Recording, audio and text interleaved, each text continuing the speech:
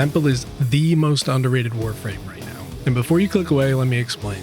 Nobody, and I mean nobody, is playing Temple right now. Whether it's because people dislike his passive, or they can't be bothered to learn how to use him, or whatever the case is, one guarantee is this video will show you just how strong Temple can be. I've invested way too many hours and way more forma that I'm happy to share, just to give you guys a reason to play with this warframe. But before we get into the video, if you guys could hit that like button, comment, subscribe, do all that fun stuff, it really helps me out a lot and gives me a reason to make more of these videos. Let's get into it. The way you obtain Temple is by completing the quest The Hex and gaining access to Warframe 1999. His main blueprint and components can be obtained from the stage defense at Solstice Square. Accessing this does require rank 4 with the Hex Syndicate, or by talking to Flare, which is also walled behind rank 4 Syndicate. Alright, let's go over their base kit. Starting off with Temple's passive, arguably the main reason that people don't play Temple. This little metronome ticker in the middle of the screen, just ADHD paralysis inducing asset that has your focus completely locked in to keep your eyes off of every other thing that's going on with your screen. But as the metronome ticks back and forth, if you time your abilities just right to hit the central area, you have several different benefits, from increased strength to having your energy costs on all your abilities. But after many hours dedicated to making this video, I can confirm you do get used to it, and only a handful of times you actually have to pay attention to this monstrosity on the screen. Moving on, it is no secret that Pyrotechnics is an absolutely phenomenal ability. Being able to proc heat on all enemies with a pretty decent range is the perfect helmet ability, and I'm really glad the DE added it to the helmet. Temple shreds their guitar, causing pillars to erupt from below, enemies inside with a base 20-meter radius. Each pillar inflicts physical damage that's split evenly between impact, puncture, and slash, with a forced heat status effect. Backbeat timing grants a 50% casting efficiency bonus and provides ammo for Lizzie, which is Temple's 4th ability. Temple's 2nd ability, Overdrive, is the crown jewel for this kit. Overdrive creates these loudspeakers on either side of Temple to create a damaging wave of heat damage, while also increasing vulnerability to critical chance. This is a 100-degree cone that stuns enemies for 2 seconds, and the real benefit of this ability is the increased crit chance by 25%.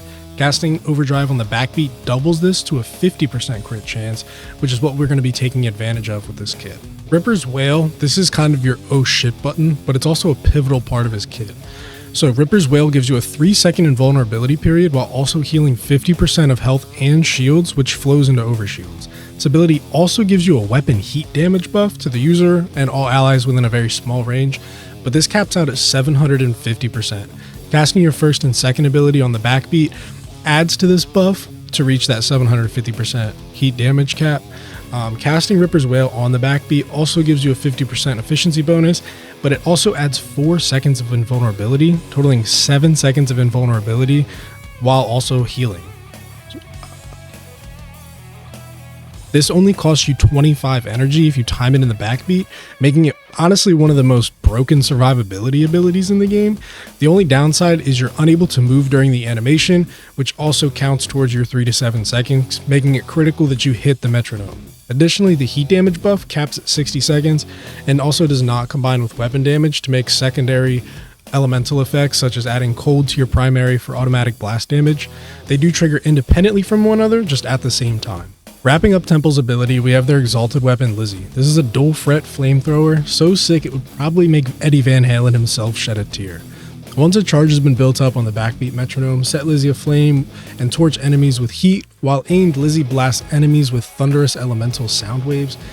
Use ability controls to change the element damage type. Basically, there's a crazy synergy while aiming to get all of your elemental damages, but the main reason this is broken is because we can cast our 1 and 2 on the backbeat and refill the charge to have this monster of a flamethrower up at all times. Primary fire shoots a continuous stream of fire.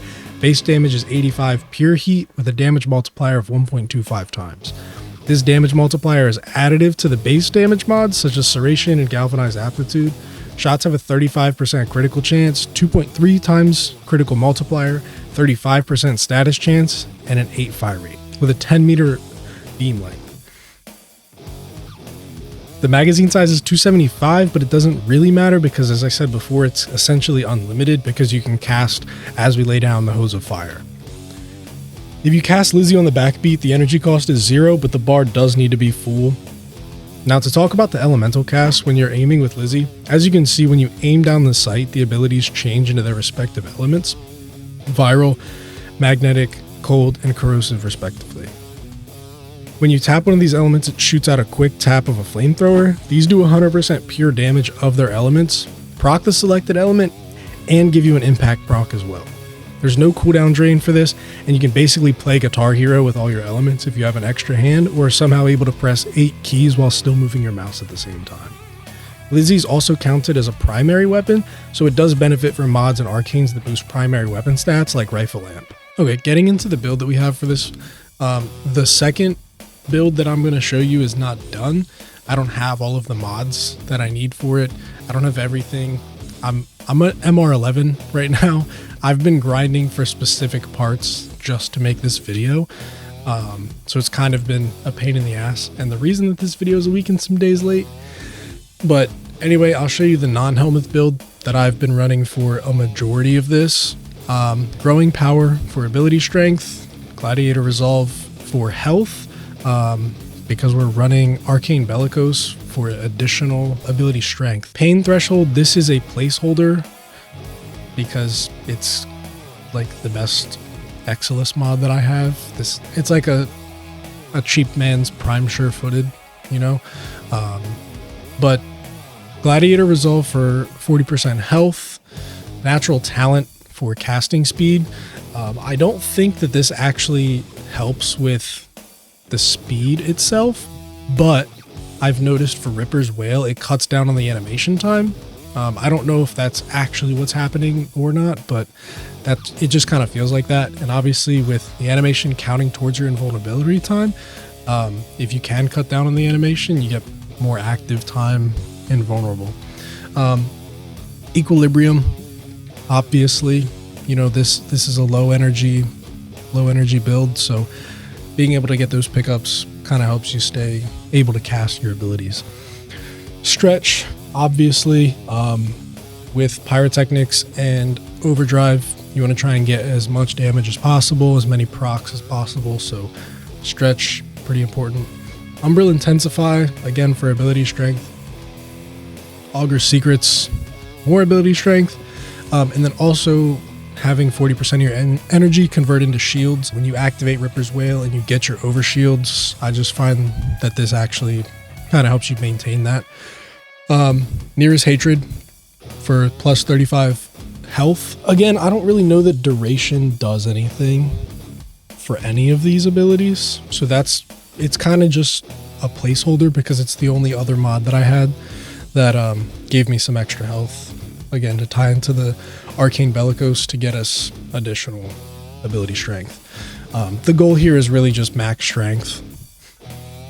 And then Archon Vitality, obviously for more health, but also to get the 2 times heat procs. So when you go ahead and hit your Pyrotechnics, instead of proccing 1 heat, you're going to proc 2, which I think is pretty. And then Molt Augmented, this is another placeholder because, as you can see, I have like nothing. I told you, I've literally just been grinding for the specifics of what I need for this build. This is the main build that I was grinding for. So we're actually running Blood Altar, and the reason for this is just survivability.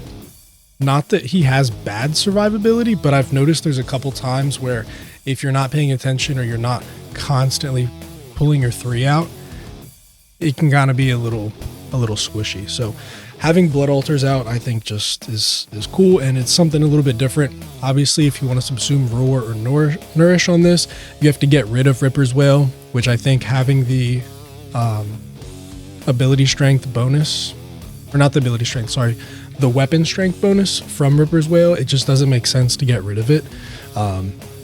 So I put on Blood Altar just to kind of have something different, I guess, but also something very useful. And nothing really crazy changes from here other than Prime Continuity, and then Gladiator Resolve is here instead of Equilibrium. But everything else is almost identical, and yeah. That's what I have right now. I know it's nothing crazy. Again, I don't have all of the greatest mods. So obviously you would want to have like a Transient Fortitude on here just to knock off duration and then get your strength even higher. I've done a ton of vaults and I've not gotten it yet. So Obviously, we have to substitute. Basically, that's why Nera's Hatred is in here, and we're running Bellicose just to kind of make up for that one mod. So obviously, you guys are going to be able to put together a better mod setup than I will, hopefully, if you're further in the game. But just for someone that's kind of mid-game, this is what I've put together. And then obviously the non-helmet is pretty much identical. But yeah, this took me a long time because I had to go and grind for Garuda just to subsume her and put her ability on here. So yeah, but I think overall it's pretty good. Coming up here and throwing up your 1 and then hitting your Ripper's Wail. You're only going to really be using your 2 to fill up Lizzie here, but yeah, I mean, it's pretty good. And then obviously you're generating health the whole time that you're in here. So let me show you the build that I have on Lizzie. Again, it's nothing crazy. You can see down here I have not much, and even less that's actually modded. The Vigilante mods just to get extra multi-shot and then punch through, cryo rounds for blast, serration for extra damage, combustion beam, because this is actually a huge part of why this is so good, because I don't have the best build. Exploding, dealing 600 damage, I find is actually really helpful for where I'm at. Misery, obviously status duration is important, and then radiated reload, so we're also getting radiation too, just to kind of help knock off some damage. But yeah, that's the build. Anyway, I'll show you guys the gameplay and let me know what you guys think, and also comment down what your end game builds are for Temple if you have any, because I'd be super interested to try out some later game builds when I do get the opportunity. So thank you.